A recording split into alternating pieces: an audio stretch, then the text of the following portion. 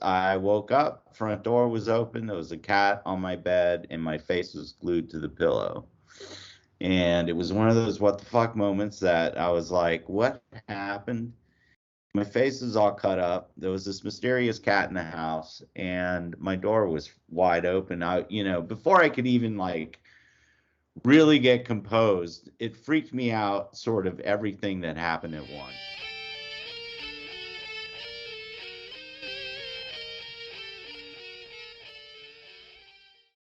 My name is Mike. I'm an alcoholic, uh, drug addict. Um, my recovery date is April 9, 2019. Okay, so let me stop you right there, because April 9th, 2019, you said? Yeah. I was coming Yeah. up on a year, actually. Is that right? I was 16 days, and because I was counting, I was So counting. close, right? What's that? So where does that put you at? Like, Well, I did have a slip with drinking eventually, but I haven't touched opiates since, and that's my biggest, So yeah, to me, my sober day, anyone have asked, is leap day. It's 2/29/20. right. However, my most important day is 4/25/18, which is the last time I did pills, because Yeah. I did them for 10 years every single day and obsessed. Yeah. I'm an alcoholic, Mike, but like I was a pill addict. You know what I mean? Like I'm an No, alcoholic. I hear you. But so what was going on for you April 8th, 2019? So, I had been binge drinking that weekend before, actually that entire week, but leading up to the weekend, days blurred, and I had to make a presentation actually that Monday morning to a client. And I didn't show. I didn't call in Yeah, sick. because Tuesday was the 9th, if I'm not mistaken. Right. Like April 9th was a Tuesday because Thursday was April 25th. I remember what meeting I went to. So that's You got the the kind calendar. in my head. Okay.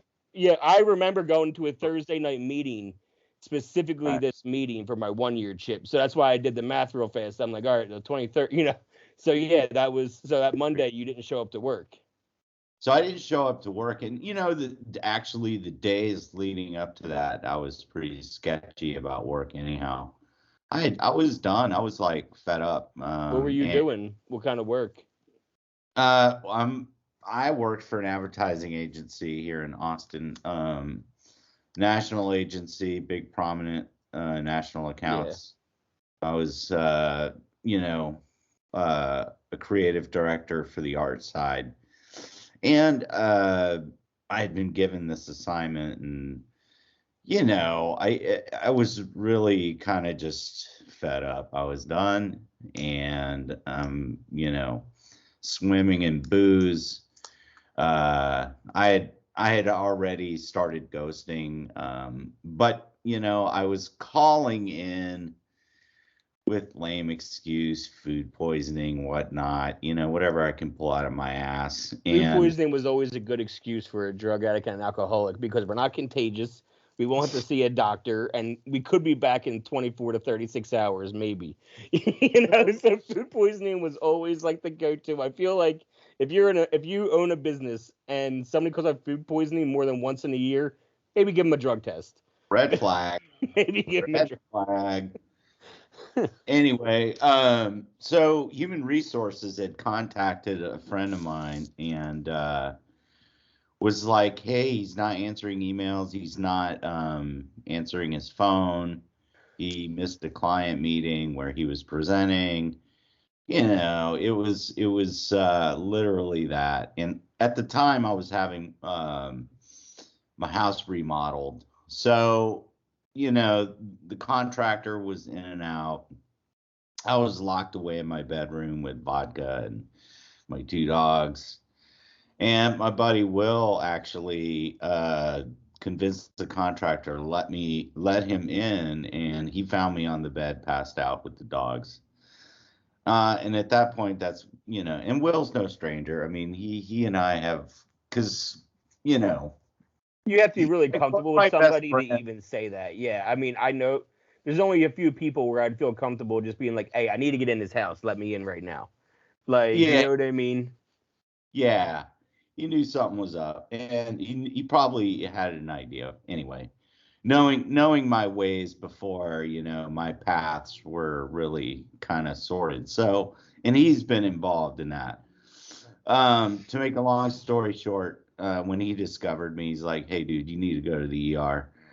They're worried about you at work. I'm worried about you." And that was really sort of the pivotal point. That was,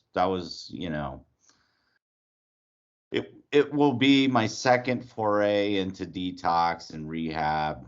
And I knew I was done.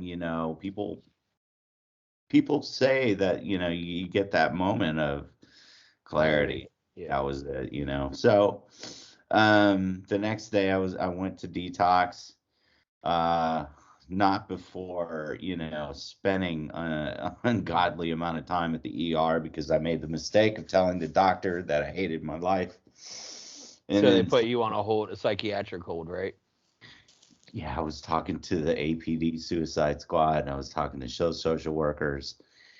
And honestly, I didn't feel like I was a threat to my own life. I was just stating a fact. I hated getting up in the morning. I hated my job. I hated myself.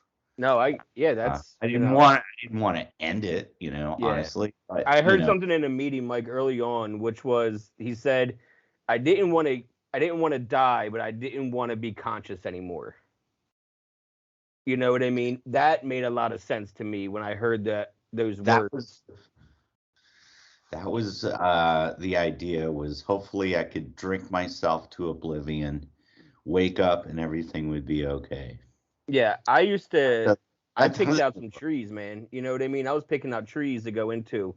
And actually, now that I'm thinking of it, I got to say it, publicly on a podcast because last night I got nervous. I had genuine fear. I was driving to go get cigarettes and it was dark and the road swerved. And I'm like, holy shit, I've told this story so many times of how I was picking trees out. Now I have a genuine fear that if I die going into a tree, people are going to think I did it on purpose. So let me just say now, Oh so wow. everyone knows that I'm Well, sober. If I go into a tree, it's a fucking accident. Like I'm afraid to drive in the rain. tree ran out in front of me. Yeah, I was genuinely afraid of it. I'm like, oh, I don't want people to think I'm committing suicide now if an accident genuinely happens because I've talked about it so much on the show. So now I'm like, I felt like I was manifesting something that was negative. So now I'm going to have to say it. I'm not going into a tree anywhere, people. If it happens, it was an accident. I am not going into a tree. Back to God So for sorry. sake. It dawned on me when you said that. I was like, oh shit, I got to say this publicly finally. My wife knows, but I need more people to know than just my wife. She's going to take my side if something happened. So, It's no longer so now. let's rewind a little more then, because you said this is not your first time. Let's go all the way back. When did Go your further back. when did your drinking career start? Would you grow up in Texas and Austin and So I was born and raised in New Orleans. I spent a lot of time in Louisiana. Uh, my dad was with AT&T, always traveling and transferred is kind of the joke, the inside joke. We ended up in Atlanta, Georgia. I went to art school after finishing college. Art school was more of a trade school kind of thing. Um, that was my inclination from the get-go, but I was kind of told that I needed to get a degree in order to make it in life, quote unquote. Honestly, if I would be candid, that degree didn't mean fucking shit. The trade school is really what got me the job that I wanted, and got me the career the career path that I took. Wound up in Portland, Oregon. This is back in '92, and that's when I took my first job as an art director. And to start as an art director that young was actually a coup. But then to start in a place like Portland, Oregon, when you had a lot of really great advertising agencies doing really great work all at once, built the pressure, even more. Did And you want to go to Portland, or did wherever it was hiring you send you to Portland? I interviewed in New York, and I interviewed in a couple places in LA, and then this small agency in Portland emerged. They were interested in me. Before I graduated, I actually agreed to take the job. Was it just as weird in '92 as it is in 2002 in Portland? I've not been back since I left in Oh, '99. Portland. Okay, you left in '99, but like Portland's like claim to fame is like we're weird. Oh my God! And you're in Austin. You're in the two city. You're talking about Now, like two now, cities yeah, in our I country know that keep it we weird. go there, and I got to address it, and that way people can see that Austin is actually, I think, the place that Started it. actually put that stake in the ground, and Portland was the copycat. No, you're Now, right. I've looked into that because when I did stand up, I was going to do a tour of all these cities, and I was writing jokes for each city I was going to stop in, and I was trying to make the jokes for that city so that audience would understand them. So I was looking into all these like fun facts and all that kind of shit. So I actually did see that Portland did it, and I forget it was years ago in Addiction when I wrote these jokes, but I did write a joke about how Portland stole it from Austin. So I knew that. yeah, they totally ripped it off. But that's not to say that Portland's not rightfully weird. There was a 24-hour Church of Elvis, and yes, it was a street kiosk in someone's basement. Some freak decided to make a shrine for Elvis, and he sold T-shirts, and it was a basement window, Oh, and the that's Church of Dudism is in, I think, Portland or Eugene. The Church of Dudism, which is for, the dude from, Big Lebowski. yes. And my That's friend, my favorite movie. my friend that officiated my wedding for my wife and I, she got ordained by the Church of Dudism. And I asked our county, I was like, is this acceptable before I put this on a marriage certificate? And they're like, yeah, as long as you accept it. I'm like, I accept it. So yeah, we got married under the Church of Dudism. in our Fucking perfect. Yep, in our living room. It was an amazing quarantine wedding with 3 A people. quarantine wedding. Oh man, you got to order some Domino's. We didn't have to have a big it was a great fucking wedding, man. We just celebrated a year back in November. So, but Oh, Church of Dudism congratulations. is up in Oregon though. That's where that shit started, and it's legit. You can get Where ordained are for you? free. I'm in PA. I'm in PA Okay. about a half an hour from Scranton, where the office is and shit. So that's what everybody thinks of, in our Right. Poconos is biggest attraction in our area. But yeah, like we have a giant fair. We're in a college town called Bloomsburg, and it's just a bunch of college kids and then people like myself that have settled here with somebody that went to school here. My wife went to school here from not from here and then settled here and then Tinder brought me here. And So, but yeah, Tinder. So anyway, wait, were you drinking at all in high school, moving around, or was it hard for you to like make friends and like make those kind of connections because it was the '80s and you're getting moved around all the time? well, no, I I did, like, what typical high school kids do, they experiment with Yeah, because there was weed. a party scene down there, like in Louisiana. Like it's I Louisiana, yeah, and I lived in like rural Louisiana, and by the way, it was sort of, the kind of thing that if you can get a beer in your hand, that was an extra special prize because it was a dry county. Well, it's not a county in Louisiana, it's parish. But anyway, that, okay. that was sort of the scene, and so you had to drive a good 40 miles out of town in order to get beer, you know. So yeah, it was raiding, the friends' parents' liquor cabinet, or Were you their like were you like in the area of like True Detective? Like when I think of Louisiana, like I think of also True Detective and like just all fucking wet, like just like they're driving for hours sometimes. So to put it in perspective, I was born and raised in New Orleans. Um, we moved to a small town called Pineville, which is central Louisiana. So it's sort of like probably closer to Texas than anything else. And it was a different accent. It was a different sort of lifestyle. The people, there was, a lot of, you know, uh, people that worked in industry, there wasn't much to that place. What was so amazing was that it was so simple. And, I kind of miss that lifestyle quite a bit, actually. Well, yeah, you're in Austin, man. You guys are the opposite of simple right now. You're getting the big LA rush of all these people from LA or leaving LA. And like literally, I interviewed somebody that was my rehab director years ago, and she just Oh, moved from LA to Austin even. oh, she So did? Is she yeah. involved in technology? With and she was doing something with rehabs, I believe, with treatment centers or rehabs or something like that.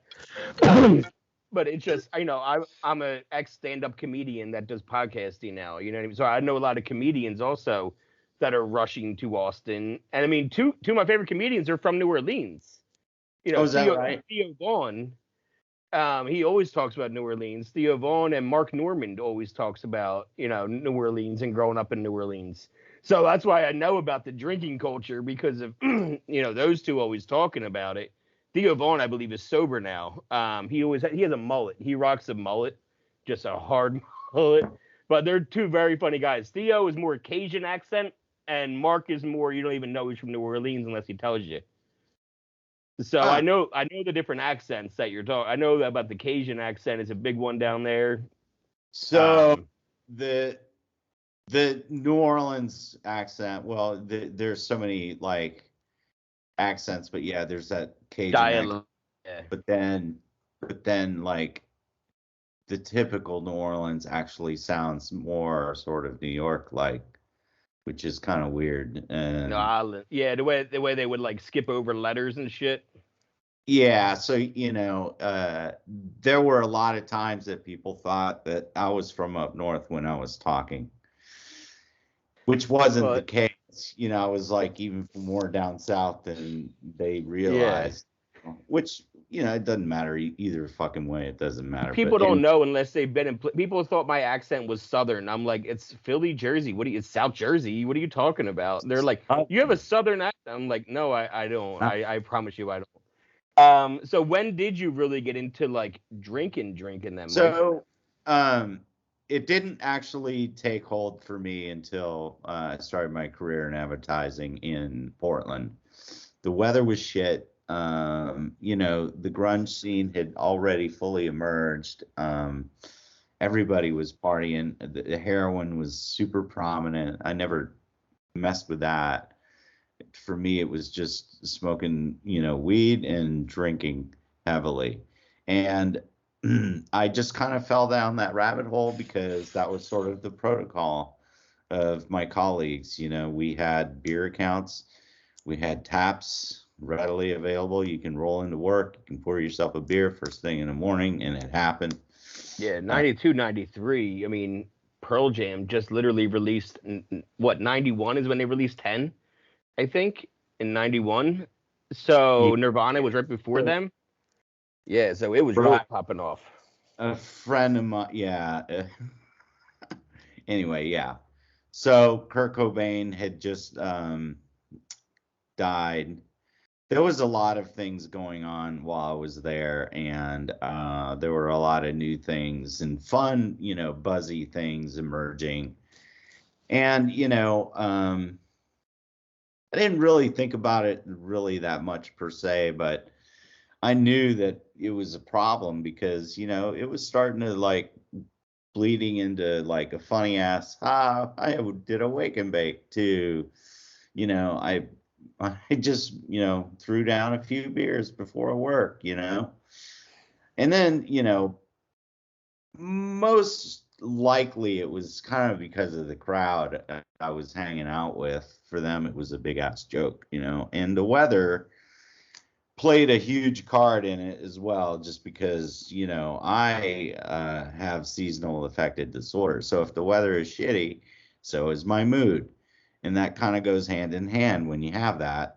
So I was depressed a lot. I was very dark. I was angry. And, by the end of it all, which was 99, I had taken the month of December off after I had gotten recruited to do a job in Austin, which I spent 20 years at that advertising agency. And it was a good run, I did well, but the partying continued, and that's sort of the environment in advertising, whatever, I've seen Mad Men. Just to pop a joke, huh? I said I've seen Mad Men. I know. They bring out the cart. Back in the '60s, they're bringing out the cart while they're doing a meeting.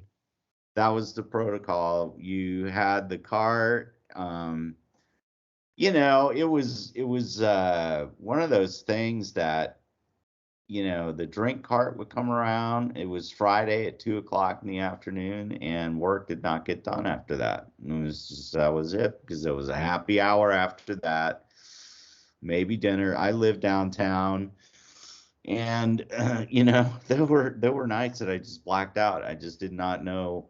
After the happy hour, I had no idea what happened or what went on. I remember once waking up, front door was wide open. There was a fucking cat sitting on my bed. Living downtown, are you walking around places then? Are you being careful at least and walking? Yeah, but not always. I would drive too. Okay. But anyway, yeah, I would walk because, I could. My apartment was downtown. So, and, like I said, This episode is sponsored by MJ's Progress Not Perfection Meeting Center Association. We are in our meeting center where we do all these meetings for mental health and addiction. I can do this podcast anywhere. I can do this at home. I can do this in a closet. I can do this in a basement. It doesn't matter. All I need is somebody else to talk to about addiction and recovery. What I can't do from anywhere is help people with their addiction and their mental health problems. So if you can help out, we do have a Venmo, we have a Cash App, we have a PayPal, we have an address you can send a check to, and, all the money that gets donated goes towards rent, goes towards keeping the lights on, and goes towards keeping the internet on. So please, if you can give $5, $10, $20, it doesn't matter. Anything you can is so appreciated. And if you are a local business, if you're a national business, whatever, and you want to be a part of what we're doing, you can reach out to me and we can talk about how you can be a sponsor. But I'll let you get back to the episode. I woke up, front door was open, there was a cat on my bed, and my face was glued to the pillow. And it was one of those what the fuck moments that I was like, what happened? My face is all cut up. There was this mysterious cat in the house, and my door was wide open. Before I could even really get composed, it freaked me out, sort of everything that happened at once. The cat, the blood everywhere, the front door open, the car was in the driveway.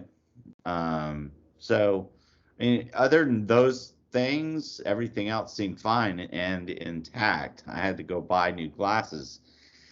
But, it was like, then I was beginning Were your eyes literally glued to the pillow, or was it like what I've had before where my eyes were so fucked from they were I remember waking up a couple different times caked to a pillow. No, I was injured and there was blood everywhere. Well, I thought the blood might have been from the scratches of the cat that came in. No, so what happened was, I'm sure I was walking, did a face plant along the way, broke my glasses, injured my face. I had passed out with a bloody face on your pillow, and then that got dried and stuck to the pillow. Yes. Okay, now I get it. Okay, now it's all adding up. Okay. So, yeah. But yeah, I was cut up, banged up. My glasses were gone. So I can only imagine what happened in between here and there, and I don't even know where here was.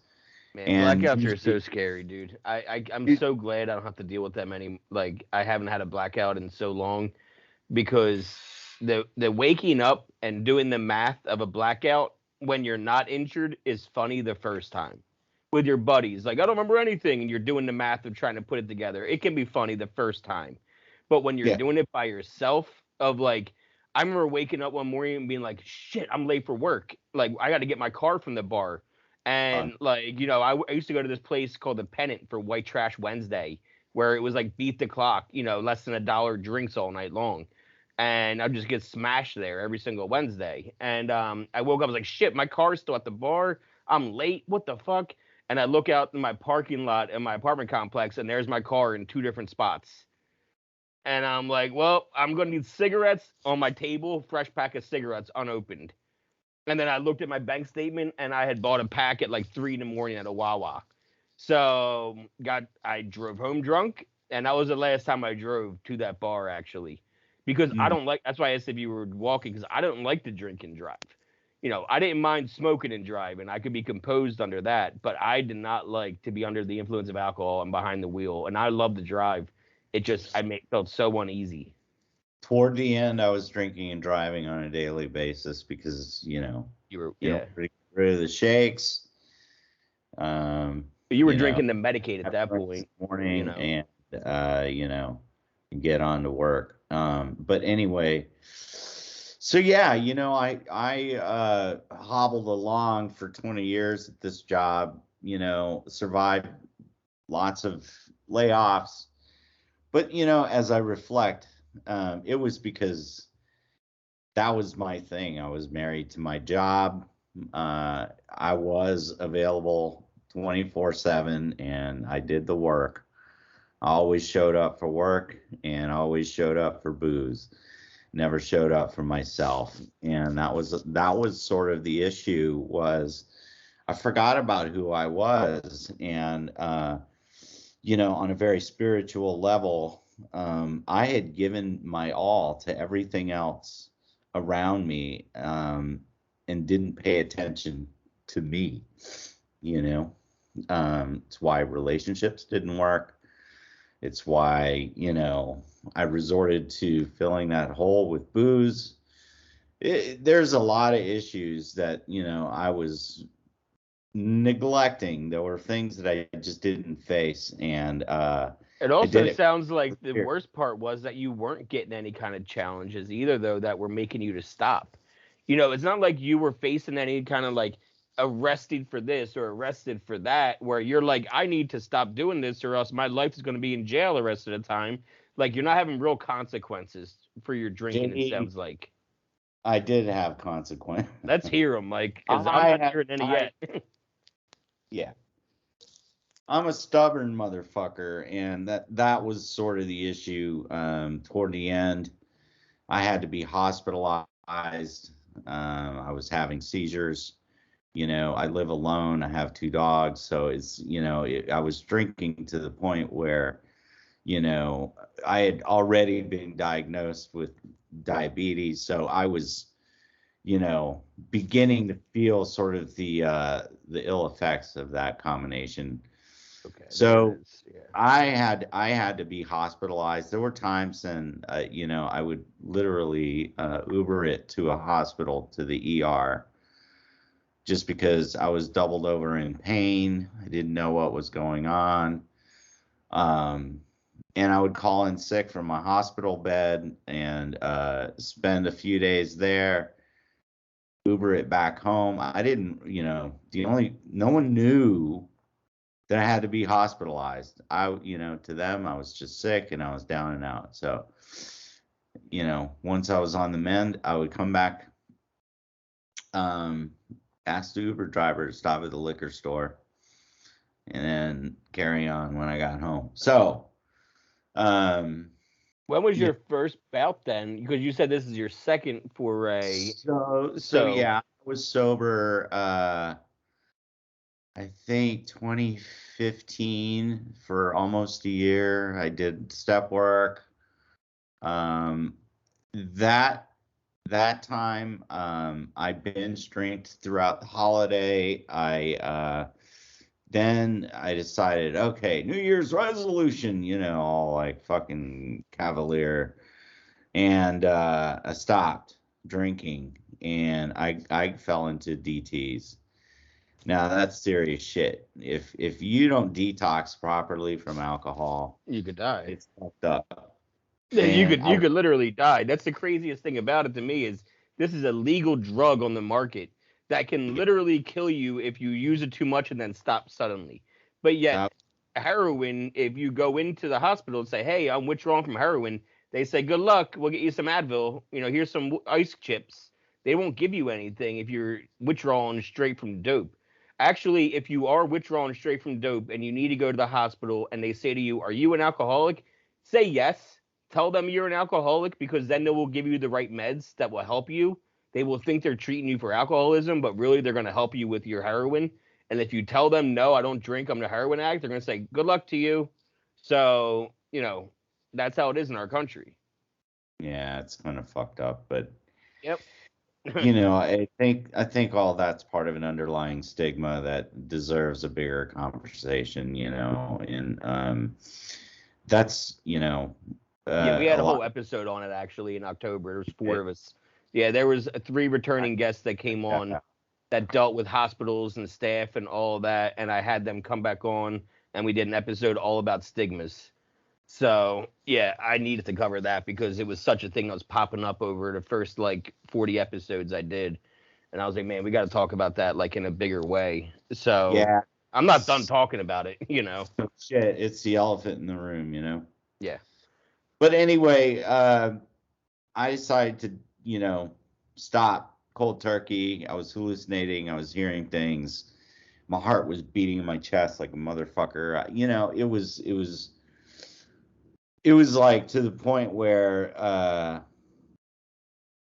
I needed help and I was desperate. I drove myself to the hospital, went to the ER, and I don't know what happened after that. I woke up in a different ER. Apparently, I became combative, ripped the IVs out of my arm. They were black and blue. I was strapped down, and you know, and somehow I had a moment of clarity, and I was able to get care for the dogs. And while I was at it, called a friend, and that was Will. Will was in Houston, but he had alerted a lot of friends. So there were friends at the hospital looking after me, and I was in intensive care for like 4 or 5 days. I can't remember, but yeah, it was fucked up. I was going to ask about the dogs too because that was a concern for me going to rehab. I had a dog. She lives with my parents now because when I went to rehab, my parents took her for me because they have a yard and a fence, and I was going to L.A. from Pennsylvania. I found a rehab in L.A. I wanted to go to, so I gave my parents my dog, and then since what stopped me from going into a tree all those times was knowing my dog was home alone, and I was Yeah. worried that she wouldn't get fed. And she was such a good dog, she wouldn't go to the bathroom in the house. So and if she did, she would feel horrible about it. So I Right. didn't want to, that's what kept me from going into my tree that I picked out every single time was thinking of her and her being alone. So when I got back from rehab, my parents like, you can have the dog if you want. They loved her, and they have a black lab that's the same age, it's 9, and they get along. Oh, I was like, no, okay. you guys, my brother has a chocolate lab and a golden retriever, and they all play together. There's 4 of them in the same house. I'm like, you guys keep her. Like, she gets a yard now, and she gets a fenced-in yard to run around in. That's like her So penance for keeping me alive. She did her part for me. I'll let her live out her life with a yard to run around in. So I still talk to her and see her all the time, my Zoe. But anyway, I know what that is. It's an important thing when you're a dog owner or a cat like, owner. Yeah. So that clarity that came in just in time. And you got friends over to you too to check on you, which is good. yeah, And you lasted a year. So and you did step work. I did step work. Did you Had a stop going to sponsor. meetings and then stop talking to your But what sponsor? happened? What happened was work consumed me again. Um, I was neglecting my boundaries. There were a lot of things that sort of imploded. Dad was super sick with Parkinson's and battling a lot of different issues. When I'd go visit, that's was really hurtful and hard to see. Um, work, I was traveling a lot again. I was traveling overseas constantly. So, it was like my life was just became out of control, and my way of controlling it was to drink. And so what started out as, some wine here and there, some beer, then turned into handles of whiskey and vodka, and an ounce of weed. And, it was, I'd even started experimenting with kratom, and who knows what the fuck that does. I still don't trust that. I won't buy anything from a gas station. You know what I mean? Like, I won't buy the Delta 8 or whatever they have there. I won't buy shit from a gas station. I don't know what the hell it was, but I was, making the kratom tea and mixing it with weed and booze, doing, all three of those things. I'm still a smoker. So, yeah,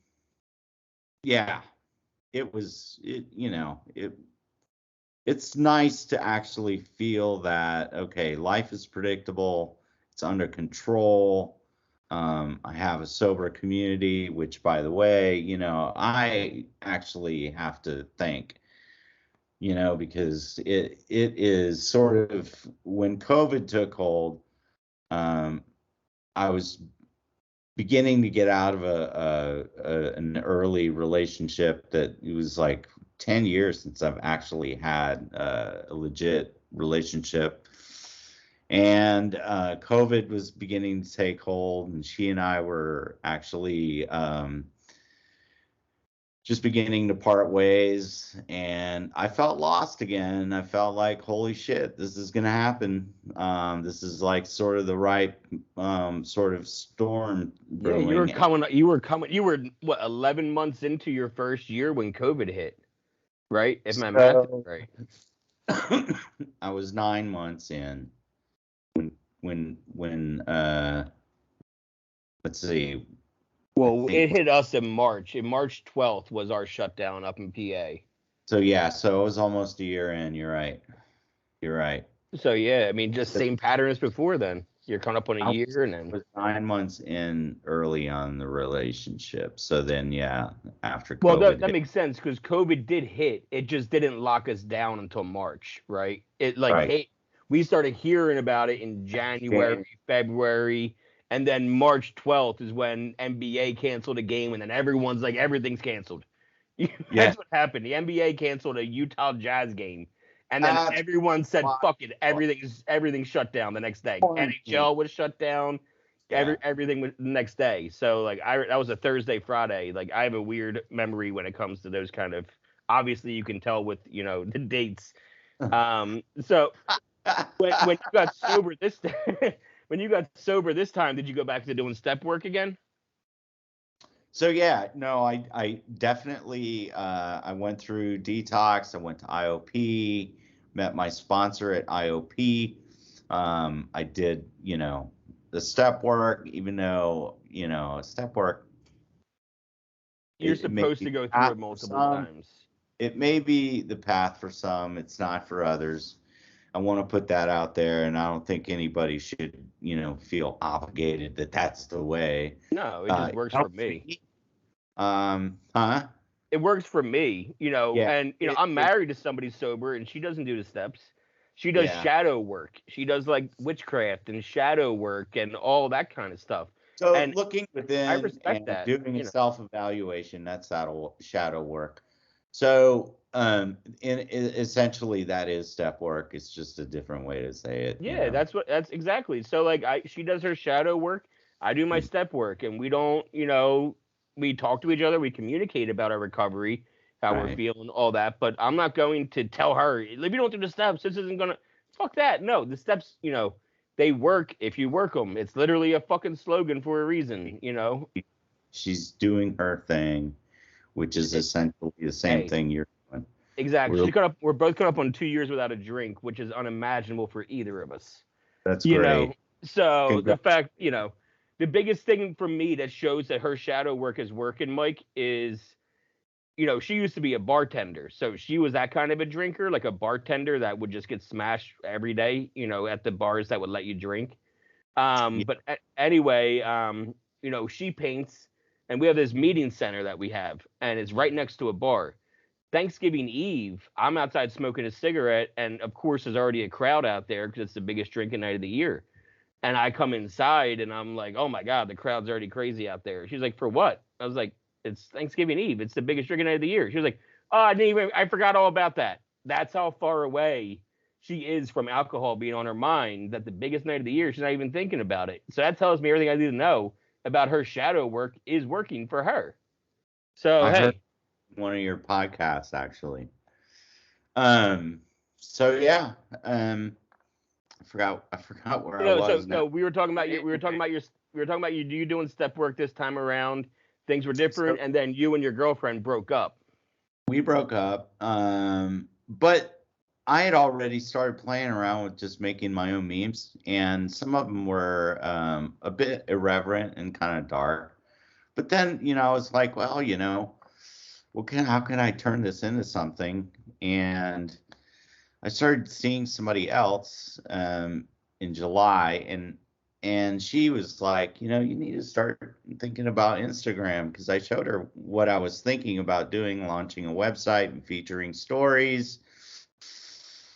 And she's like, well, why don't you start with an Instagram, And so I did, and that launched August of 2020. And it'll be linked below also. If you're watching or listening, that page that he's talking about, Sober Press, will be linked below. So I launched it in August of 2020, and had been doing it since, and faithfully posting every day. I may have missed a day or two here and there, but actually, if I did, I posted about it. And usually I try and post 2 to 3 things. Featured stories on my website, soberpress.org.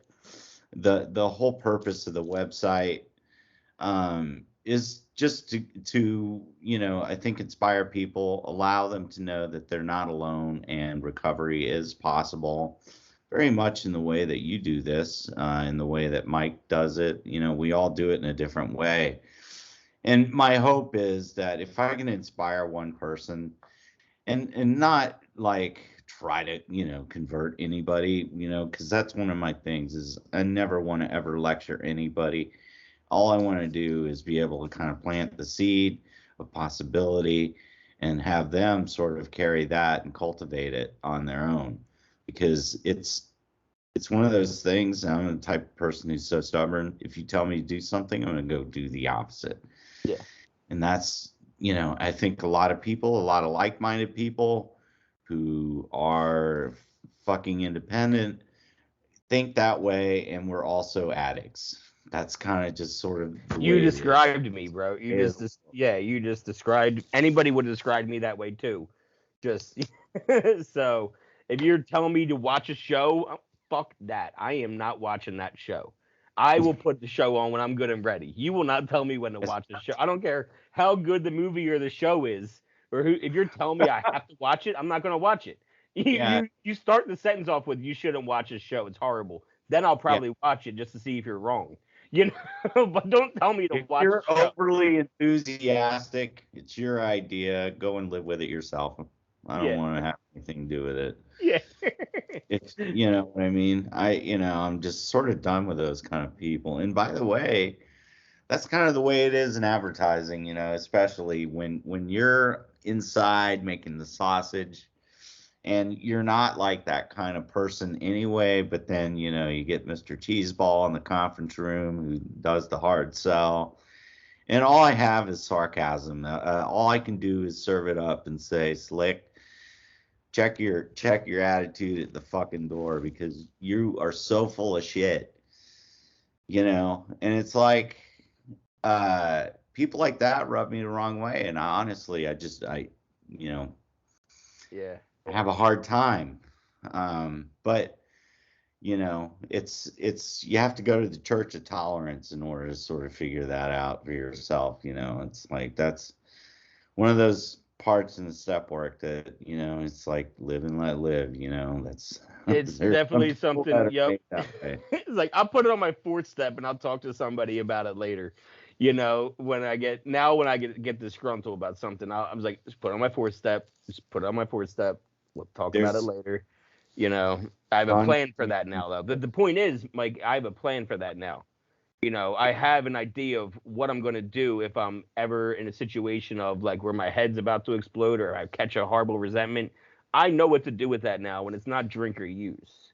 You know, I Right. know how to handle this before I even, getting a diagnosis like MS and sobriety. I don't have my wife, and yet I haven't once thought about drinking or using because how is that going to fix her? How is that going to help anything right now?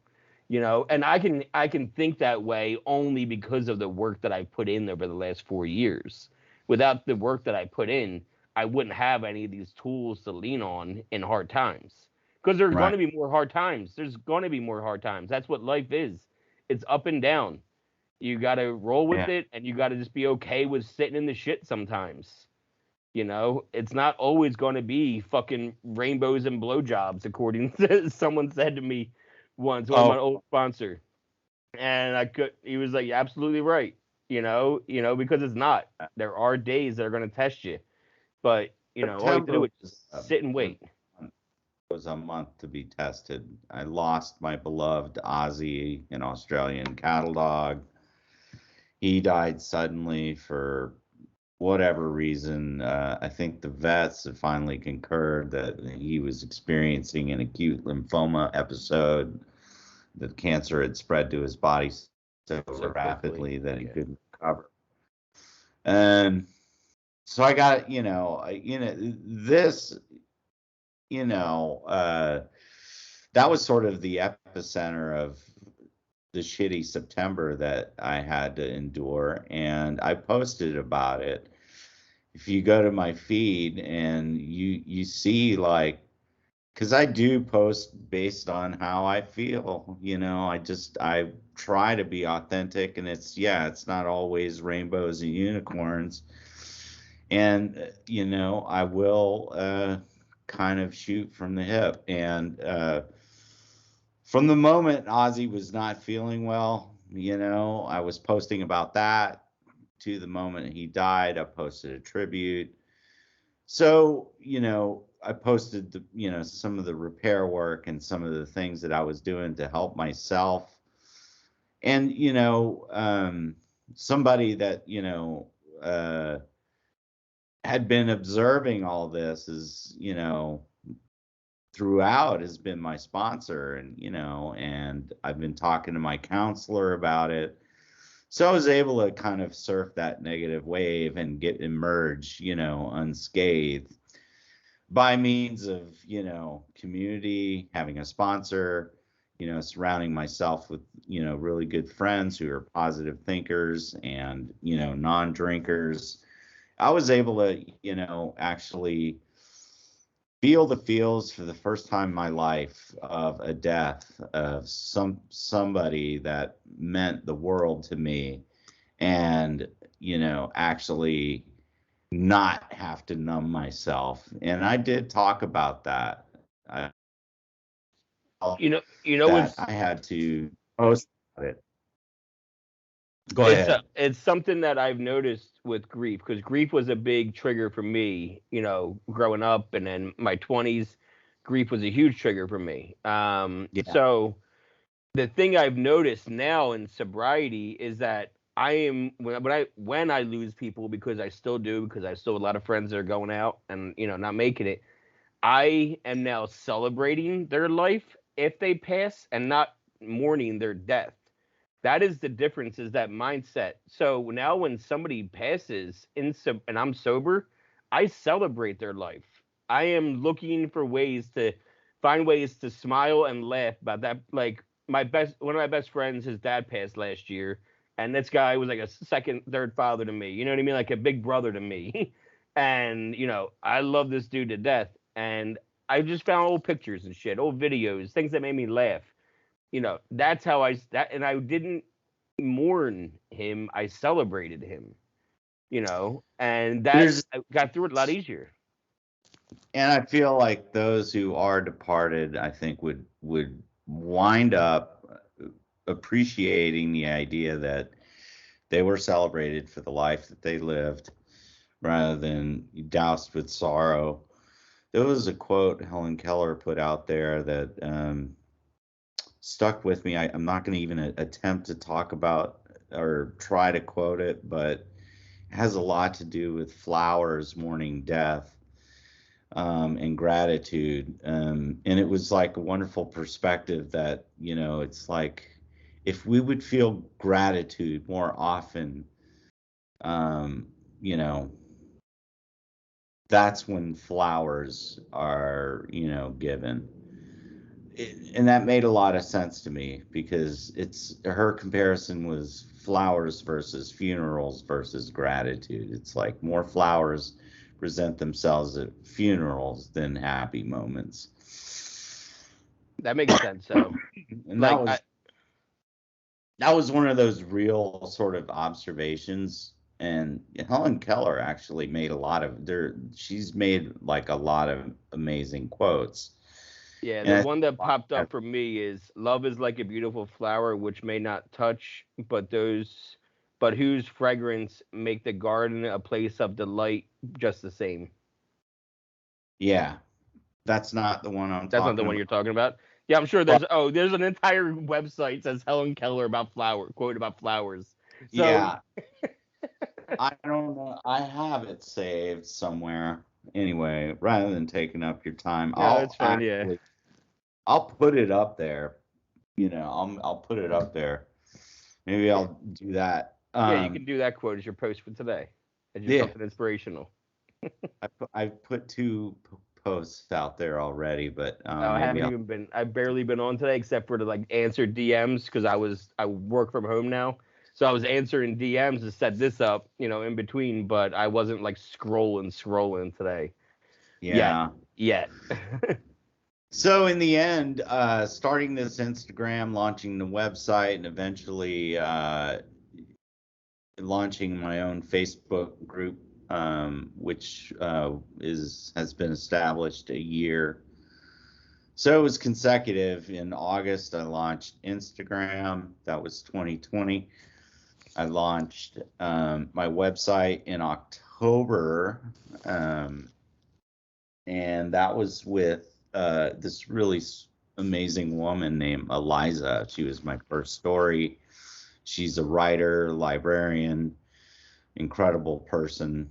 And then after that, I was able to get a story a week up consistently for quite a while.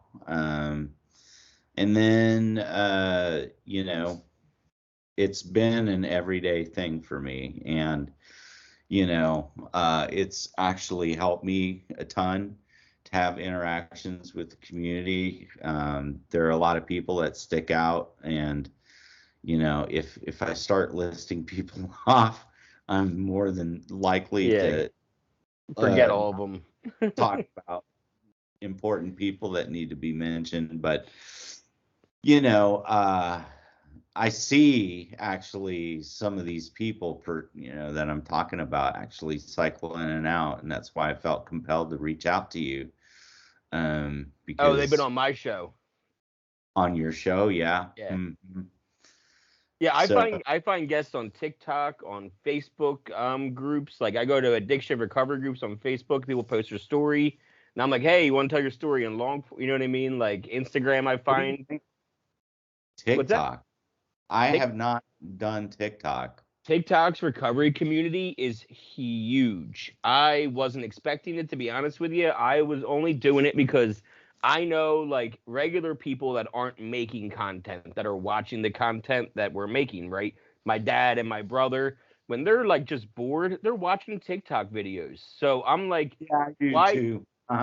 Exactly. So I'm like, why am I not making videos for people that like these kind of videos? And then I go on there and I see there's an entire avenue, an entire lane. if you just start like going into like, you know, Mike and myself and people that have been on there, you'll start getting all the algorithms, and then Oh, and they'll start sending you all the recovery ones. speaker. And TikTok just needs to know that you're interested in recovery, and then once they do, you get inundated with recovery stuff. Oh, And that's cool.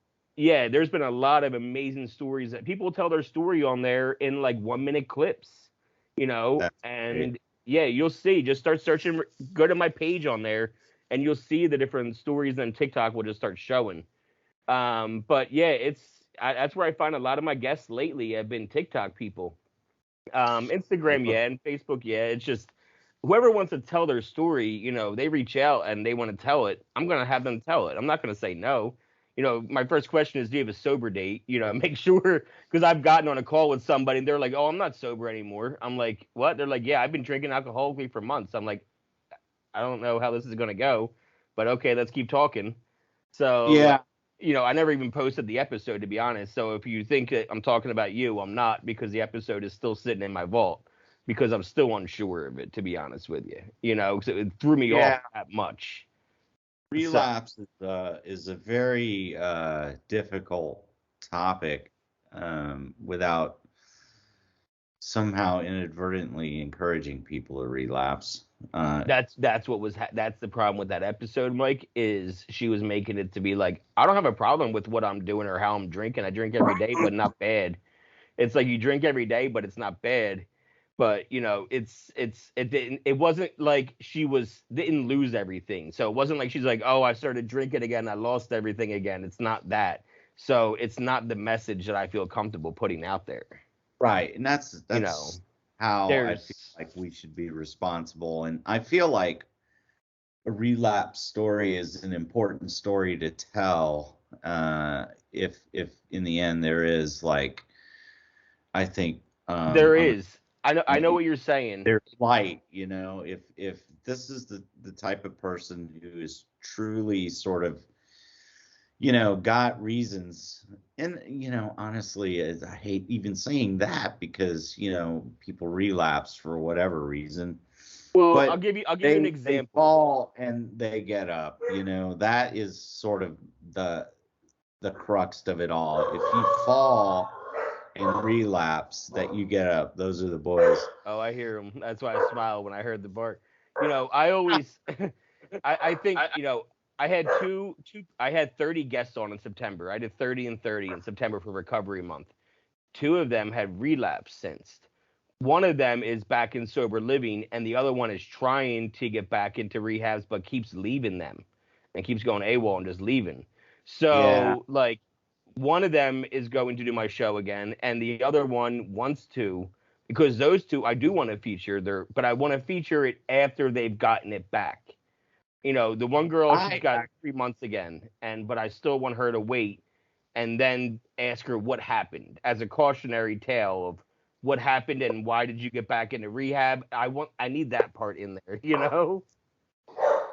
In the about page, I actually talk about I haven't done it, but I actually would love to feature a story or more of people who want to get sober but can't seem to quite get there, And because I think it's okay to want to and not be able to, because I've been there and it's hard. But that story itself could also be inspiring, I feel, because there are a lot of people that are in that stage, that they desperately want to get sober, but they haven't figured out the path yet, And that's what's intimidating, because there's so many, I think, ways, and usually the default is AA and step work, and some people, don't want to follow directions and don't want to have like this sort of like book to read. Oh, And they want to be stubborn? Yeah. I'm trying to be a little bit forgiving here, JD. But I see, yes, in the end, there's that devil inside that's like, you don't need to get sober. What the fuck are you talking Well, about? it's also a genuine fear, man. I was afraid of what I didn't know. I drank for 20 years. You drank for longer. What the So fuck am I gonna do sober? yeah, and What the fuck am I gonna do without booze and weed? and when you don't know those answers, you genuinely fear them because your imagination starts giving you the answers that you're afraid of. It's literally the Home Alone effect of him being afraid of the furnace in the basement, and it turns into a monster every single time. But until he faced it and saw the furnace isn't going to be a monster, he wasn't afraid anymore. He was afraid of his own imagination. Or Hmm? I'm fucking mad that I wasted 25 years. You did, but you didn't. Maybe those 25 years they taught you things that you needed to know now. You know things now that you wouldn't have learned. I'm definitely, more aware and more clear. But that is not like the bench for me to sit on. I need to like keep my eye on the ball and maintain a plan and be consistent because, things can go AWOL anytime. Well, I'll do one of yours whenever you're ready, buddy. I'll hop on one of yours whenever you're ready too. Yeah. Yeah. For sure. But I tell my story all the time, but I'll DM you and we'll figure it out. I haven't gotten into podcasting. I think it would be a fun thing. There's something really cool about the intimacy of words and being able to quietly sit with a phone or a tablet and read somebody's story. Yeah, I used to write back in, I wrote screenplays and then I wrote stand-up comedy. So that was my trip. I went from writing stories to writing stand-up because I was so disgruntled with writing stories. I'd written a really long one. And the hard drive crashed on the computer, and this was back 2012. I wasn't safe backing up shit. So I lost everything, and then I never wrote a story ever again and started writing comedy instead because I was so depressed. Oh my God, dude. But you need then to go it back took at it. me, but then, dude, it took me 6 years to get onto a stage because of genuine fear. And because of being an alcoholic and an addict, I was afraid to get on stage with my jokes. But then I was so broken by January 2018, 4 months before. I was so broken, the only thing I could think of was to get on stage and talk. Because all comedians are just fucking broken. So I was like, you know what? I would go up there and be like, oh, I'm JD and I'm an addict, and just start talking like I was at a meeting, bro. And yeah. Wow. It happens how it happens. And then I eventually found meetings and then loved them. And that's how I got comfortable talking in front of crowds again, but sober. Because I was like, how am I going to do stand-up comedy sober? And then so I started practicing by going to meetings and talking at the podium all the time. So that sort of quote unquote liquid courage is it is. Yeah. And I've found a lot more courage sober, and trust me, I do have a lot of,